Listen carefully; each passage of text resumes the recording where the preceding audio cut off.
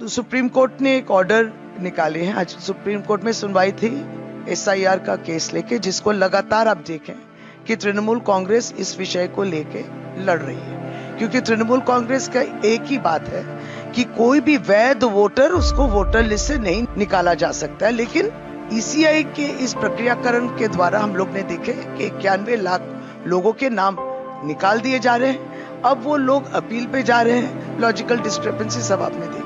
Supreme court ने अपने 142 article जो है कॉन्स्टिट्यूशन के तहत अपनी जो स्पेशल पावर्स को यूज करके ये कहा कि जो लोग अपील कर रहे हैं ट्राइब्यूनल में, जो लोग अपील अपने दाखिल किए हैं लेकिन उसका अंतिम जो रिजल्ट क्या है नहीं मालूम, वो लोग वोट दे सकते हैं इस बार।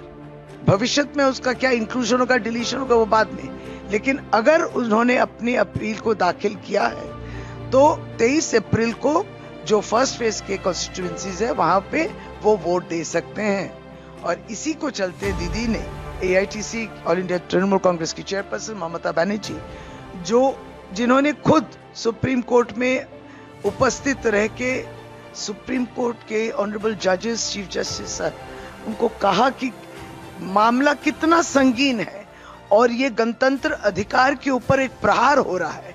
दीदी ने उनको कहा कोर्ट में।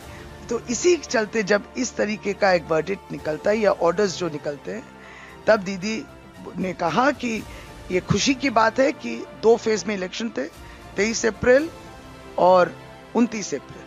तो 23 अप्रैल का वोटर लिस्ट जो फ्रीज हो गया था वो फ्रीज नहीं, और भी लिस्ट निकलेंगे। 21 अप्रैल को जो लास्ट निकलेगा सप्लीमेंट्री लिस्ट, उसके तहत भी, और ये इस किस्म के नाम जो अपील में गए हैं लेकिन अब तक पूरा उनका रिजल्ट नहीं मालूम है, वो लोग भी वोट दे सकते हैं। इससे ज्यादा खुशी की बात नहीं हो सकती।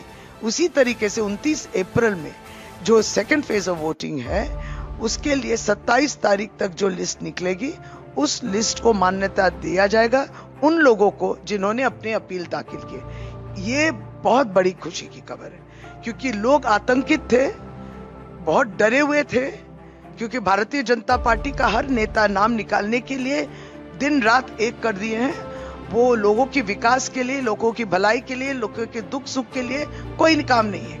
भारतीय जनता पार्टी के कोई प्रचार नहीं है, आप उनको देखते नहीं है, लेकिन वो लोग इस कार्य में एकदम निमग्न थे कि कितना वोटर जो है निकाल सकते हैं और सभी को बांग्लादेशी और रोहिंग्या और घुसपैठिया बना दो।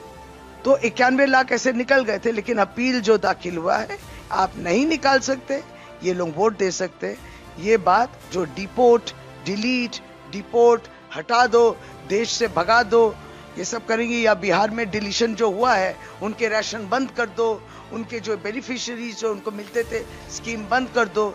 इस तरीके की सोच जो बीजेपी रखती थी, आज सुप्रीम कोर्ट ने अपने इस ऑर्डर द्वारा ममता दीदी के लड़ाई को जो है मान्यता मिली है।